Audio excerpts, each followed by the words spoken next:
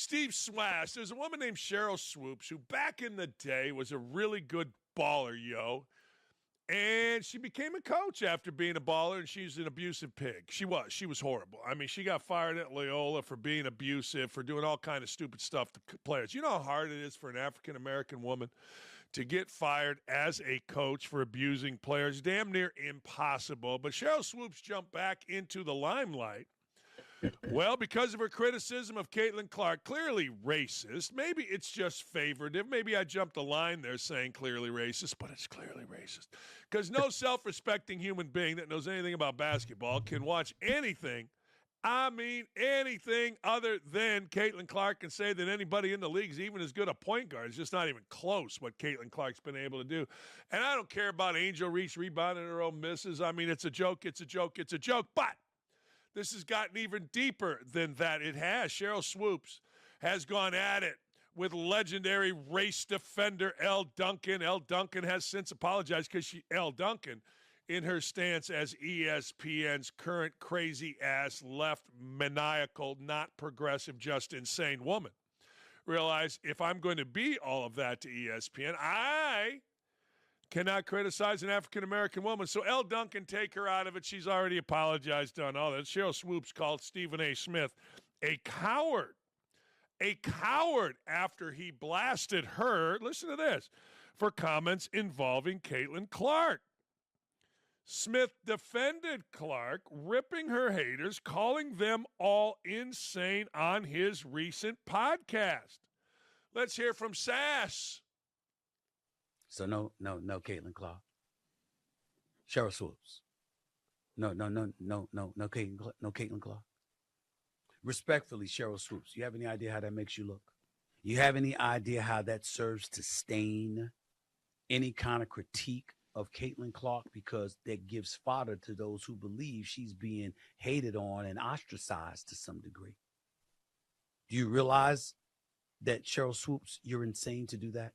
There is no way in hell you just accidentally left Caitlin Clark's name out of that soliloquy that you dropped about the Indiana Fever. Stop it. You know that. Stop it. If you remember, their first game, they had about 13,000 fans. Somebody else had 15. Everybody else had over 20,000 plus. You think that would happen if Caitlin Clark was on that team? You think that would happen if Angel Reese was on that team? But especially Caitlin Clark. And I think that what she has done for women's basketball, especially in this country, has been phenomenal. There is no woman, no matter how great you were as a player, Cheryl Swoops, there is no woman who should negate mentioning Caitlin Clark and what Caitlin Clark is doing for the game. But that's utopia. Reality is it didn't happen to this level until Caitlin Clark showed up. Call it the Great White Hope. Call it white being right. Call it whatever you want. Thank you for setting the stage. Hell yeah. Ain't hate. Rising tide lifts all boats. Whatever it takes for everybody to get fed. I'm all for it. You a WNBA player? Caitlin Clark gonna get you paid. I'd figure out a way to be her friend. And before Dan gets going, I did personally react to that, and I did see Stephen A. do that. You know, I already have a video up on that, but I haven't heard Cheryl Swoops' response. So I'm very, very interested to hear this and, you know, pretty much hear Dan's take on it as well. And Dan is right. At this point, things have been looking a little bit on that side. You know, I'm personally not going to say it on my channel, but look, you can't say something and then try to backtrack, Cheryl Swoops. That's what everybody is like, okay, well, you already did it about 3-4 times before you want to come out and say, well, no, I'm not hating her. I can't be that because of who I am. No. And then you got Elle Duncan apologizing and doing all this now because Dan's right. She wants to be ESPN's next thing. So she has to watch what she says. She has to be able to play both roles. That is very true. So, me personally, you already did it, Swoops. Stand on your business. Stand on what you believe. And let it be known at this point. because now you're trying to backtrack and you're just making it worse and worse and worse for yourself. So let's continue with Dan and hear what he has to say. Hate to argue with the man because I can't argue with the man because the man is right. The man is absolutely right. Now, of course, Cheryl Swoops fired back because, well, you got to if you're Cheryl Swoops. Anybody remember who Cheryl Swoops was? No, of course not. What are you talking about? You talk about whomever and whatever you want on your podcast, Swoops said. Correct? So why can't I? Also, did you listen to the entire episode? Nope. I have a personal relationship with these players, and they deserve recognition as well.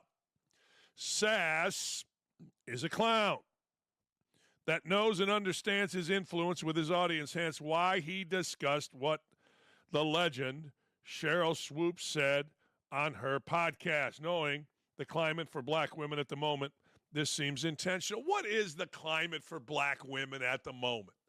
What is the climate? The climate is you can't get fired. The climate is you're going to get hired. Hell, I just talked to my boss at Cumulus Radio, and he was telling me exactly that. What are you talking the climate for black women? You just had a billionaire black woman speak at the Democratic National Convention. Just stop. What is the climate for black women? I mean, we always got to go victim. Think about that. Now, that wasn't anything other than stupid. What is the climate for black women? What is the climate for all our queens? Oh, just stop. Yes, Cheryl Swoops is right. She can talk about whoever she wants on her podcast. And yes, Stephen A. Smith can as well. No problem. Both reacted to the other. Good for both. It's going to help both. Rising tide lifts all boats, as Sass stole from all the women of the WNBA. These things are incredibly stupid. Look, we get it. I understand it. You're black. You want to defend the black ladies. Great. Good. We all get it. But don't act like it's anything more than that. That's all it is. And your personal relationship with players is great. That's why I always say don't trust the media. Don't trust nobody. And I'm not saying Cheryl Swoops is the media, but I'm just saying a lot of things, most things, all things actually, have a backstory. And normally that backstory of bias is some type of personal relationship. You're seeing it a little bit in politics, right? You're seeing little by little CNN, ABC coming out and telling the truth. It's impossible for them. They can't do it. But little by little, when it gets so ridiculous. So, you know what? Good for Cheryl Swoops. She's back in the news. No, seriously, she's back in the news. And if you're back in the news, well, guess what? That's good for you because the only thing people remember about you is getting fired for being abusive and God only knows what to players. But the fact of the matter is, if you're going to be an objective observer that claims to know basketball, and I have no doubt Cheryl Swoops knows basketball, I would assume. I mean, you don't think Caitlin Clark's the best player on the Fever. That's kind of what she says. She was talking about all these other women on the Fever. I've been to a Fever game. They can't play. Now they can't play. I'm sorry. Aaliyah Boston, can't play. I mean, really play. Wouldn't have started on my high school team. True story. Not even thought of starting on my high school team. Hell, one guy went to Eastern Illinois. I went to Indiana. Another went to Purdue. Not a chance in hell. But the fact of the matter is they don't have to. Just play the way they play in the league that they're in. But if you don't think Caitlin Clark is one of the best rookies or one of the best players or the, without question, best player on the Indiana Fever, you're just simply pandering to something. Whether you're pandering to your race, whether you're pandering to your personal relationships, that's just what you're doing. And good for Stephen A. Smith for calling it out. Really good. Look, I got to stop Dan. One, the Indiana Fever can play. They need to play the right way. I'm not going to say they're the best team out there. I'm not going to say they're the most talented, but they can play. Come on now. They're young. AB, she's young. She's like 23. She's the second-year player in the league. She just won Rookie of the Year last year. Aaliyah Boston, she could play. Kelsey Mitchell, she could play. We got pieces, but we got to play the right style of basketball. I'm not saying they're going to go and be the number one option on every other team in the league. They're not Breanna Stewarts and Asia Wilsons and Stewies and John Quill Jones. They're not. No, I'm not saying that. They're not Alyssa Thomases. But they can play for their age. they're holding their own. But you're right. Caitlin Clark is by far the best player on the Indiana Fever. She has the best skill set. She has the best IQ, best passing capability, can lead an offense. She's the best player on the Indiana Fever. We know that. 100%. You're right on that. And for what he's saying, Cheryl Swoops, look, and that goes back to what I'm saying. If that's what you're going to believe in, and you want to talk about Rakia Jackson, which I love her game. I think she personally has a better game than Angel Reese, 100%. But don't make it seem like Caitlin Clark is irrelevant just because she's white. She is the best rookie out there. And Cheryl Swoops knows that. Especially, and it's so weird coming from a guard. Cheryl Swoops, you act like you were a 5-time NBA champion center. You should know what skill set looks like. You should know what leading a team looks like. It's a point guard position. You should know what Caitlin Clark is doing is the hardest thing any rookie in this class is having to do. You should know that. So let's finish with Dan and Cheryl Swoops. She's if that's what she believes in, she has to stand on business, and that's it. She has to let it be known. Because he's right. You just lose credibility. Now, here's the deal. Caitlin Clark has put food on all of our tables. I mean, go look at the YouTube of mine and look at the highest numbers. Basically, other than Barkley or Dan Patrick, they're Caitlin Clark. Because Caitlin Clark is, for some reason, I don't know the reason, that interesting. In fact, I have been asking folks, why is this so interesting? Explain it to me, Lucy. Explain it to me. Why is this woman so interesting? What about her makes it interesting? You know, she doesn't walk around taking her clothes off and showing her ass. She doesn't do any of that.